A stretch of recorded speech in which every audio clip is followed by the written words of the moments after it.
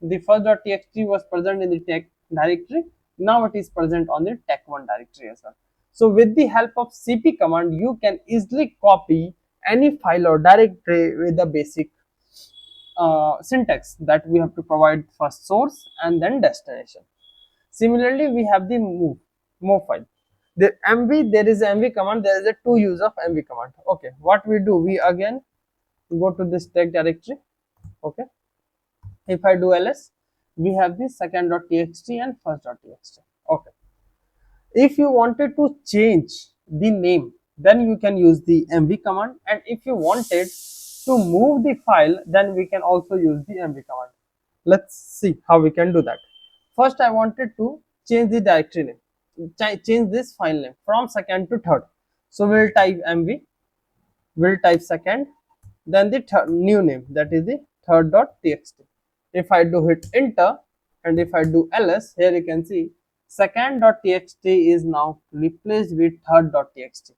Just its file name is changed, the content would be the same, right? This is the second line, second file. So only their name has been changed.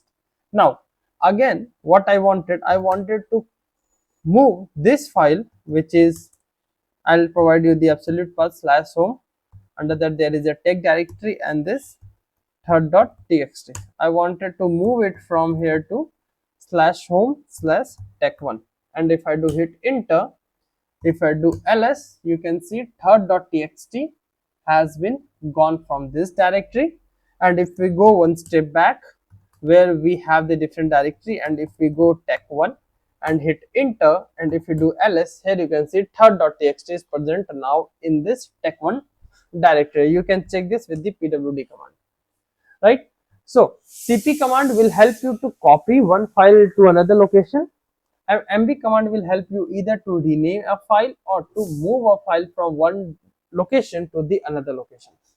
Okay, so this is the command for moving or copying the file or directory. Now we have the next command, which is the rm command, which is a delete a file. Okay, so if I do ls, we have the two directory, right? So if I do ls,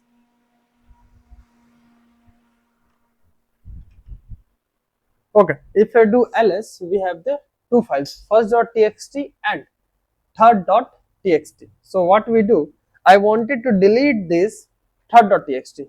So what we type rm and third.txt. Here you can see rm means delete a file, just remove it. So rm and the file name. Similarly, we are providing rm third.txt, hit enter. They are asking you are wanted to delete that, just write yes and it is done. Now if you do ls, third.txt has been gone. So this is the one way to delete a file from your Linux system. Okay, I hope this rm command help you. Now we'll understand one more command with the rm, but before that understand the find command. So find command will help you to search files by their name. So what we do, before that I'll tell you the entire file structure will start from this slash. If you type pwd, this is the file system where all of the hierarchy of the Linux file system will start. Okay, so if you type ls over here, you can see there is a multiple files which is created by the system. Now your senior asked you to edit a file, their name is first.txt, but they have not given you the exact path. First you have to obviously find the path, then only you can go into the directory and edit that file, right? To find the directory of any file, you can use the find command. Let's see how you can do that. First you have to write find. Okay, we have write find. Then you have to provide the path from where you wanted to start the search. So I know this slash is the root directory from all the file system, all this file structure will start. So I'll provide, okay, do start your search from the root directory.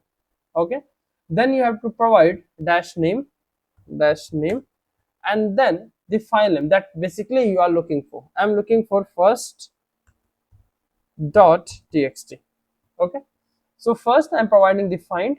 I'm asking the system to find and start your search from the location, and I'm looking for a file whose name is first.txt. If I do hit enter, it will take some time to start looking for the first.txt, and it will start their search from here.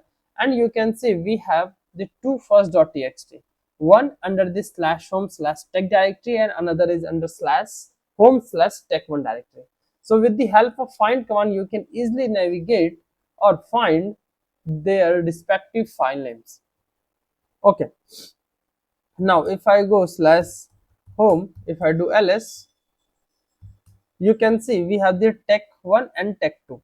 So if I wanted to delete this tech1, so delete a directory, we have write the command, right, tech rmdir tech1. If I do hit enter, it will give me an error, directory is not empty, because in this directory I have shown rmdir command will help you when the directory is empty.